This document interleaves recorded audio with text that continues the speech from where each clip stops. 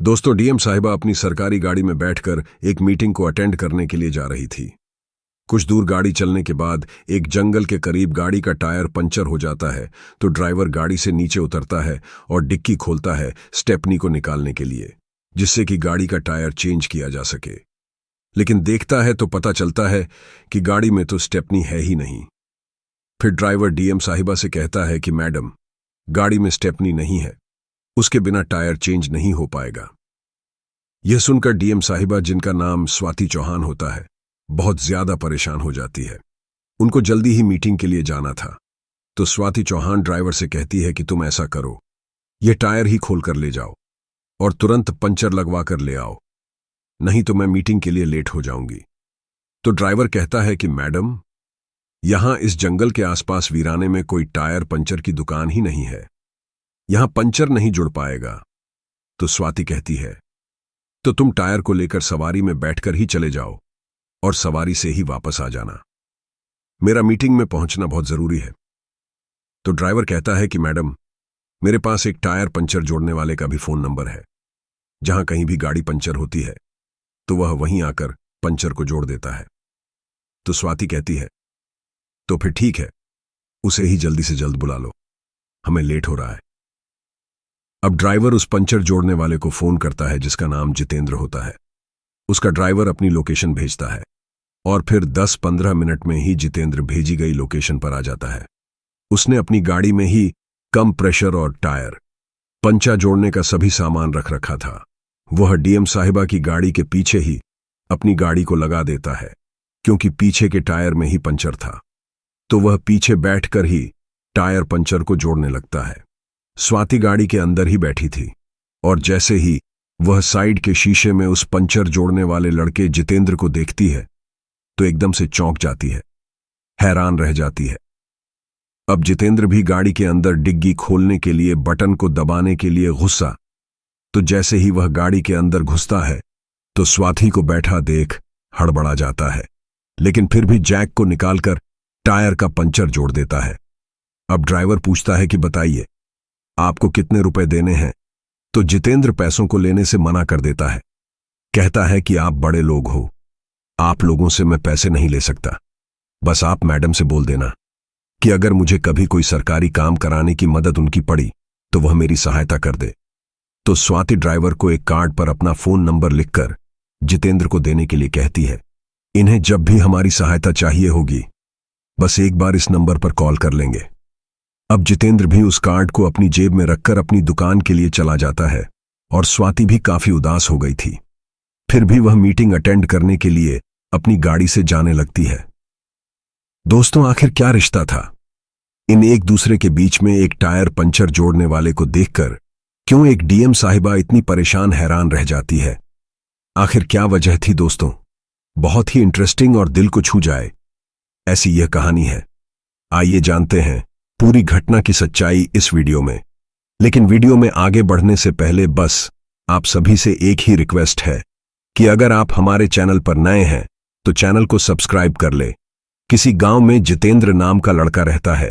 जितेंद्र के परिवार में उसके माता पिता और एक छोटी बहन, यह सभी हंसी खुशी अपना जीवन बिता रहे थे। सभी कुछ बड़े अच्छे से चल रहा था। एक दिन इनकी रिश्तेदारी में एक शादी होती है। ये सभी शादी में जाते हैं। वहां जाकर देखते हैं कि चारों तरफ खुशियों का माहौल है। सभी रिश्तेदार एक दूसरे के साथ बैठे हुए हैं और बातचीत कर रहे हैं। शादी में जबरदस्त रौनक थी। वहीं शादी में जितेंद्र भी अपने मामा के लड़के के साथ घूम रहा था। तभी उसकी नजर एक बहुत ही खूबसूरत लड़की पर पड़ती है, जिसको देखकर जितेंद्र पहली ही नजर में उस पर अपना दिल हार जाता है और उसे पहली ही नजर में एक तरफा प्यार हो जाता है। दोस्तों, उस लड़की का नाम स्वाति होता है। स्वाति भी जब देखती है कि वह लड़का उसको बार बार देखे ही जा रहा है तो वह जितेंद्र को थोड़ा थोड़ा पसंद करने लगती है। उसे देखकर मुस्कुरा जा आती है। अब यह दोनों बार बार से एक दूसरे को ही देखे जा रहे थे। शादी का पूरा माहौल बना हुआ था। कोई ज्यादा किसी पर ध्यान नहीं दे रहा था। अब जितेंद्र एक प्लेट में थोड़ा सा खाना परोस होता है और एक टेबल पर जाकर बैठ जाता है। इतने में ही स्वाति भी अपनी प्लेट लेकर उसके बगल वाली कुर्सी पर उसी टेबल पर आकर बैठ जाती है। अब दोनों डरते डरते एक दूसरे से हाय हेलो करते हैं और एक दूसरे के नाम वगैरह पूछते हैं और आपस में अपनी अपनी जानकारी एक दूसरे को दे देते हैं। तो उन्हें पता चलता है कि यह दोनों आपस में ही दूर के रिश्तेदार ही हैं। लेकिन रिश्ता कुछ ऐसा था कि अगर यह दोनों चाहे तो शादी भी कर सकते थे, इसलिए शादी होने के चांस पूरे मिल जाते हैं।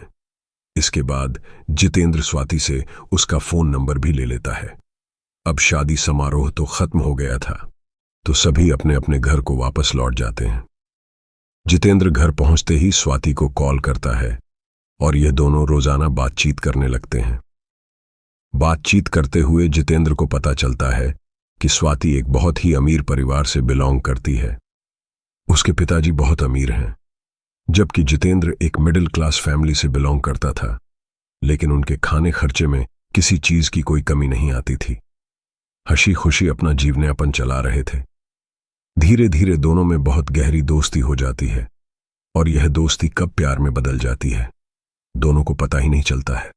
दोनों एक दूसरे से बेइंतहा प्यार करने लगते हैं। एक दिन स्वाति कहती है कि जितेंद्र, अब हमें शादी कर लेनी चाहिए। तो इस पर जितेंद्र कहता है कि देखो स्वाति, तुम एक अमीर परिवार से हो और मैं एक बहुत गरीब परिवार से हूं। क्या तुम्हारी फैमिली इस शादी के लिए मान जाएगी? मुझे तो नहीं लगता वह लोग कभी इस शादी के लिए राजी होंगे। तो स्वाति भी कहती हैं कि हाँ, तुम सही कह रहे हो, मेरी फैमिली कभी भी इस शादी को एक्सेप्ट नहीं करेंगी। दोनों को ही अपनी अपनी परेशानियों का पता था कि यह शादी राजी से मुमकिन नहीं है। इसके बाद जितेंद्र एक फैसला लेता है और स्वाति से कहता है कि क्यों ना हम किसी से बिना बताए ही शादी कर लें। स्वाति भी मान जाती है। इसके बाद यह चोरी छुपे कोर्ट मैरिज कर लेते हैं। लेकिन प्यार कभी छुपता नहीं है। जब स्वाति बार बार घर से जाने लगती है तो उसके घर वालों को शक होने लगता है। वह उसका पीछा करते हैं तो उन्हें सच्चा हों का पता चल जाता है। लेकिन तब तक बहुत देर हो चुकी थी। उनका कोर्ट मैरिज सर्टिफिकेट पक्का हो चुका था। अब उसके पिताजी सोचते हैं कि ज्यादा हंगामा करने से भी हमारी ही बेइज्जती है। अब जब कानूनी तौर पर इनकी शादी हो ही गई है और अभी ज्यादा किसी को इसकी भनक भी नहीं लगी है, अगर अब हमने इन दोनों को अलग करने की ज्यादा जोर जबरदस्ती की तो बात सभी जगह फैल सकती है। क्यों ना अब इनकी पूरी रीति रिवाज से शादी ही करा दी जाए। हमारी इज्जत भी बनी रहेगी और हमारी बेटी भी खुश रहेगी। इसके बाद दोनों परिवार आपस में बैठकर बातचीत करते हैं। दोनों बच्चों को बुलाया जाता है और शादी की तारीख तय करके पूरे रीति रिवाज से इनकी धूमधाम से शादी हो जाती है। लेकिन दोस्तों, यहां आप एक बात कमेंट करके जरूर बताना कि अगर स्वाति ने अपनी फैमिली से एक बार भी शादी के बारे में बात की होती तो शायद उनकी फैमिली मान भी सकती थी।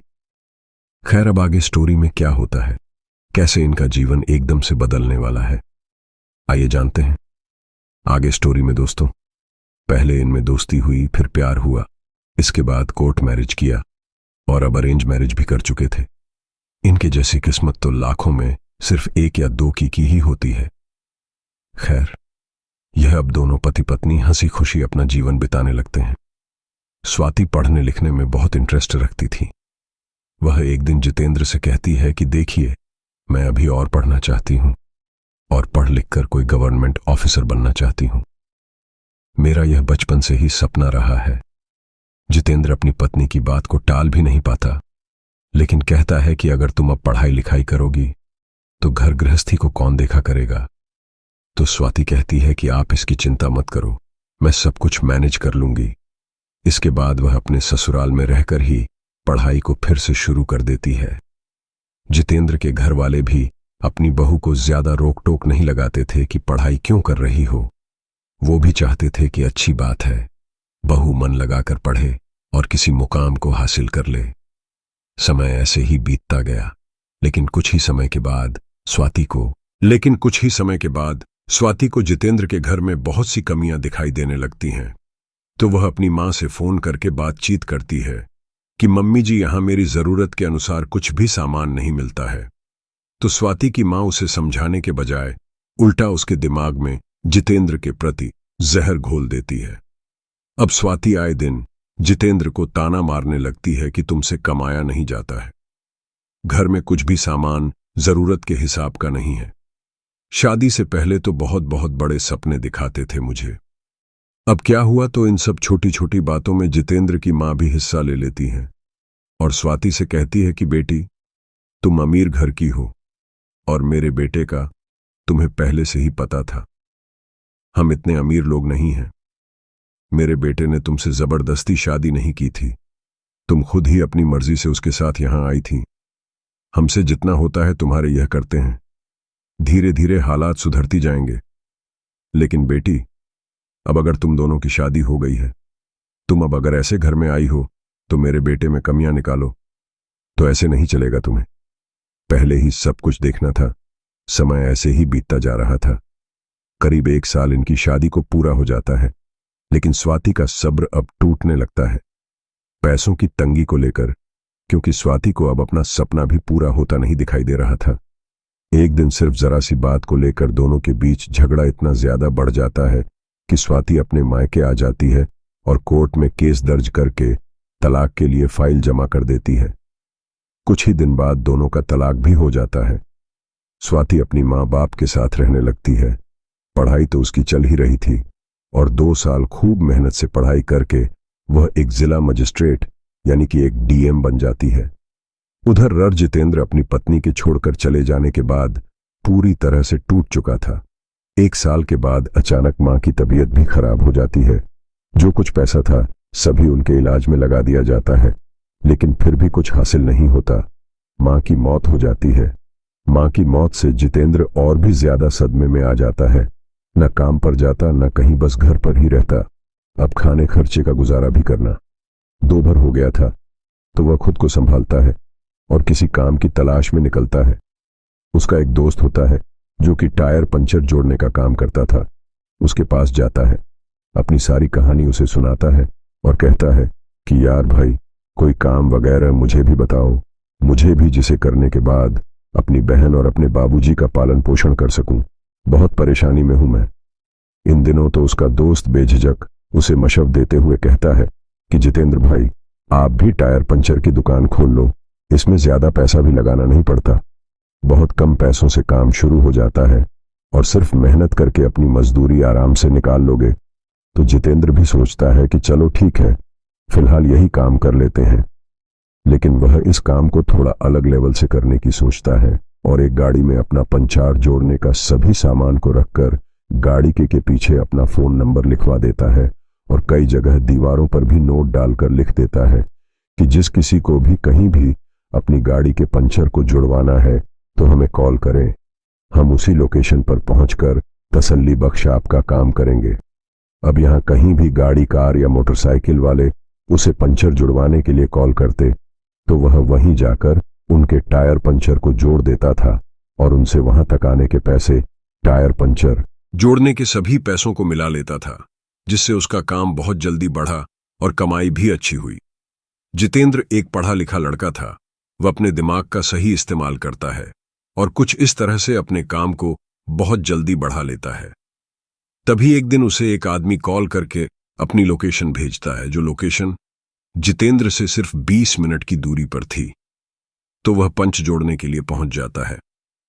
वहां जाकर देखता है कि ये तो एक जिला कलेक्टर की गाड़ी है। फिर वह टायर को देखता है और डिग्गी खोलने के लिए जैसे ही गाड़ी के अंदर बटन दबाने घुसता है तो देखता है कि गाड़ी के अंदर स्वाति बैठी हुई है।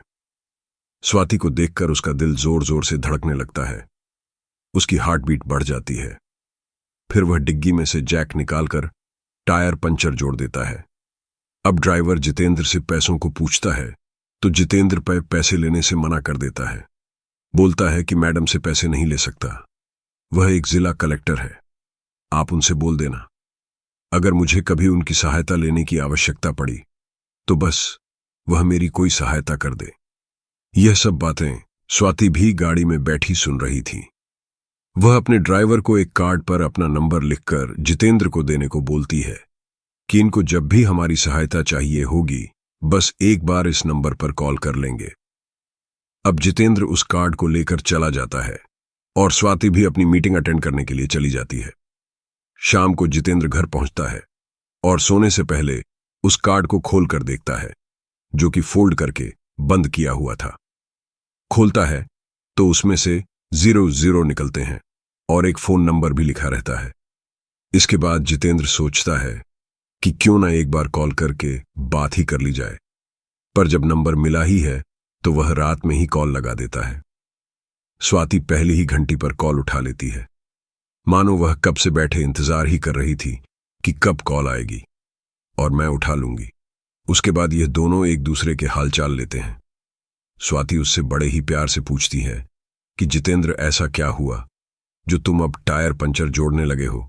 तो जितेंद्र कहता है कि यह सब जानने के लिए तुम्हें मुझसे मिलने आना होगा। यह सब बातें फोन पर नहीं हुआ करती। इसके बाद जितेंद्र भी उसकी जिंदगी के बारे में पूछता है तो वह बताती है कि हाँ, मैंने भी पढ़ लिख कर इस मुकाम को हासिल कर लिया था जिसकी मैं हमेशा तुमसे बात किया करती थी। और यह ऐसे ही 1 से 2 घंटा बात करते हैं और फिर सो जाते हैं। अगले दिन स्वाति जितेंद्र को कॉल करती है और बोलती है कि तुम मुझसे मिलने के लिए कह रहे थे, मुझे तुम्हारी जिंदगी के बारे में जानना है, बताओ कहाँ मिलने के लिए आऊं? तो जितेंद्र कहता है कि तुम मेरे घर पर ही आ जाओ। तो स्वाति कहती है कि मैं अब एक जिला मजिस्ट्रेट हूं, ऐसे घर पर नहीं आ सकती। अगर मैं आ गई तो लोग तरह तरह के इल्जाम मुझ पर लगाएंगे। मैं यह सब और बर्दाश्त नहीं कर सकती। फिर वह कहती है कि तुम ऐसा करो, मुझे मार्केट में मिलने आओ, मैं अपना भेज बदल कर आ जाऊंगी। तुम मुझे अपने साथ कहीं ले चलना, फिर हम कहीं बैठकर बातचीत कर लेंगे। जितेंद्र कहता है कि ठीक है। इसके बाद जितेंद्र बताई गई जगह पर बाइक लेकर खड़ा हो जाता है। कुछ देर के बाद स्वाति आती है और बाइक पर बैठ जाती है। ये दोनों एक पार्क में जाते हैं और अकेले में जाकर बैठ जाते हैं। अब स्वाति पूछती है कि अब तो बता दो कि तुम्हारे साथ ये सब क्या हुआ है जो तुम टायर पंचर जोड़ने का काम कर रहे हो। तो जितेंद्र बताता है कि तुम्हारे छोड़कर चले जाने के बाद मां की तबीयत खराब हो गई। उनके इलाज में सभी पैसा खर्च हो गया, फिर भी वह बच ना पाई। मैं खुद को संभाल नहीं पाया। घर की आर्थिक स्थिति बिगड़ती ही चली गई। फिर मैंने हिम्मत से काम लिया और अपने एक दोस्त की मदद से यह काम स्टार्ट किया और आज ठीक ठाक पैसे कमाकर अपनी बहन और बाबूजी का पालन पोषण कर रहा हूं। तभी जितेंद्र स्वाति को गौर से देखते हुए कहता है कि क्या तुमने दूसरी शादी कर ली है? तो स्वाति कहती है नहीं। तो जितेंद्र पूछता है तो फिर यह मांग में सिंदूर कैसा है? तो स्वाति कहती है कि यह तुम्हारे ही नाम का है। हमारे बीच भले ही तलाक हो गया था, लेकिन मैं हमेशा से ही तुम्हें अपना पति मानती हूं। यह बात सुनकर जितेंद्र भी भावुक हो जाता है। फिर कहता है तो फिर तुमने मेरे साथ यह सब क्यों किया था? उसके बाद स्वाति की आंखों में आंसू आ जाते हैं। वह रोते हुए कहती है कि कुछ मैं तुम्हारी आर्थिक स्थिति से भी परेशान थी, तो कुछ मेरी मम्मी जी ने मुझे भड़का दिया था। मैंने बचपन से ही ऐशो आराम की जिंदगी बिताई थी, मुझसे यह सब ज्यादा दिन नहीं झेला गया। मुझे माफ कर दो जितेंद्र, मुझसे बहुत बड़ी गलती हो गई थी। तो जितेंद्र भी कहता है कि बड़ी अच्छी बात है, तुम अब एक जिला कलेक्टर बन चुकी हो। अब तुम्हारा और मेरा कोई मेल नहीं है। मैं एक टायर पंचा जोड़ने वाला हूं, तुम जिला मजिस्ट्रेट हो, तो हमारे रास्ते बिल्कुल अलग हैं। अब तुम मेरे नाम का सिंदूर भरना बंद कर दो। यह बात सुनकर स्वाति और भी ज्यादा उदास हो जाती है। उसे लगने लगता है कि शायद जितेंद्र दूसरी शादी कर चुका है, तो वह रह नहीं पाती और जितेंद्र से पूछ ही लेती है कि क्या तुमने दूसरी शादी कर ली है? तो जितेंद्र कहता है कि नहीं, ऐसा भी कुछ नहीं है। हाँ, पिताजी ने कई बार कहा था कि बेटा शादी कर ले, जिंदगी अभी बहुत लंबी है, ऐसे कब तक रहेगा। लेकिन मैंने कभी दूसरी शादी करने का मन ही नहीं किया, क्योंकि प्यार और शादी जिंदगी में सिर्फ एक ही बार अच्छा लगता है और यह दोनों काम एक ही बार होते हैं। यह बात सुनकर स्वाति के चेहरे पर हल्की सी मुस्कान आ जाती है। उसे जितेंद्र के दिल में अपने लिए मोहब्बत दिखाई दे जाती है। फिर वह जितेंद्र से कहती है कि अब यहां से चलो, मुझे जरा मंदिर में जाना है। फिर ये दोनों मंदिर आते हैं और वहां स्वाति काली मां के सामने जितेंद्र का हाथ थाम लेती है और उसके गले से लिपट कर रोने लगती है और कहती है कि जितेंद्र, मुझे फिर से अपना लो, मैं अब और तुम्हारे बिना नहीं रह पाऊंगी। इसके बाद जितेंद्र भी अपनी भावनाओं को अब दबा नहीं पाता। वह स्वाति के चले जाने के बाद हर रात उसे याद करके सोया करता था, और वह भी नहीं चाहता था कि अब स्वाति भी उससे अलग रहे या स्वाति को वह मना कर दे। फिर से ये दोनों मां काली के सामने एक दूसरे को वरमाला डाल देते हैं, फिर से अपने नए जीवन की शुरुआत करते हैं और खुशी खुशी अपने जीवन को बिताने लगते हैं। तो दोस्तों, यह थी आज की कहानी। आपको कैसी लगी प्लीज कमेंट करके जरूर बताइए। स्वाति के बारे में आपकी क्या राय है? कमेंट बॉक्स में 2 लाइन उनके लिए प्लीज जरूर लिखें।